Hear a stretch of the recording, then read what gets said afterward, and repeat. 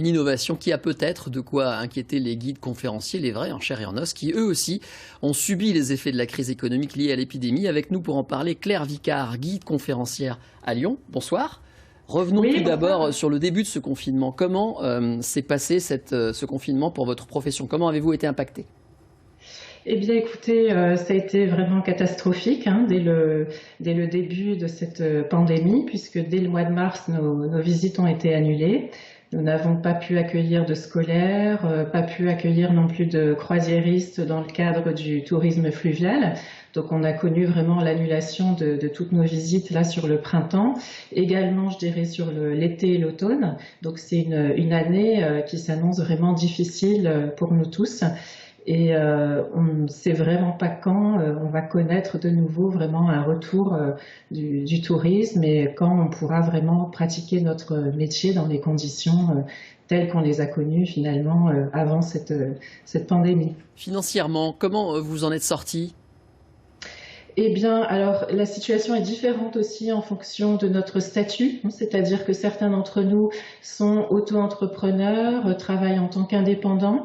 Dans ce cadre, nous avons pu avoir des aides du gouvernement, bénéficier du fonds de solidarité, dont nous avons appris la prolongation là jusqu'à la fin de l'année, ce qui pour nous a été une bonne nouvelle. On a eu également donc sur Lyon, en tant que Lyonnais, Grand Lyonnais, l'aide de la métropole, que nous tenons aussi donc à remercier chaleureusement, qui nous ont beaucoup soutenus. Mais pour nos collègues qui sont salariés et avec des contrats courts, nous savons malheureusement qu'ils sont vraiment sans revenus depuis le mois de mars.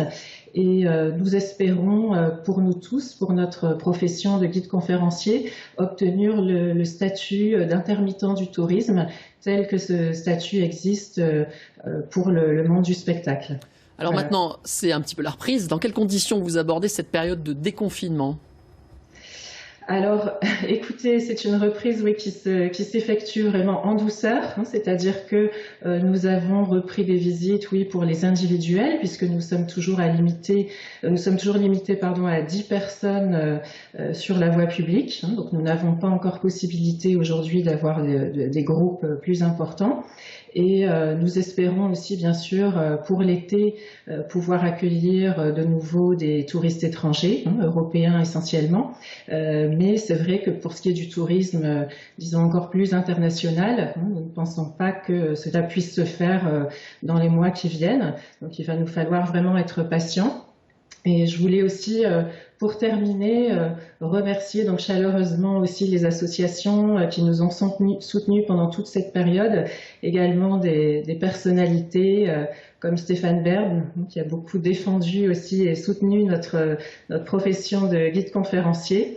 Et heureusement, pendant cette période difficile du confinement et ces mois également qu'on va traverser, nous avons pu être soutenus et aidés par tous ces acteurs. Très bien, merci. Le message est passé, Stéphane Bern, qui est Merci. désormais sur France 3, ça tombe bien.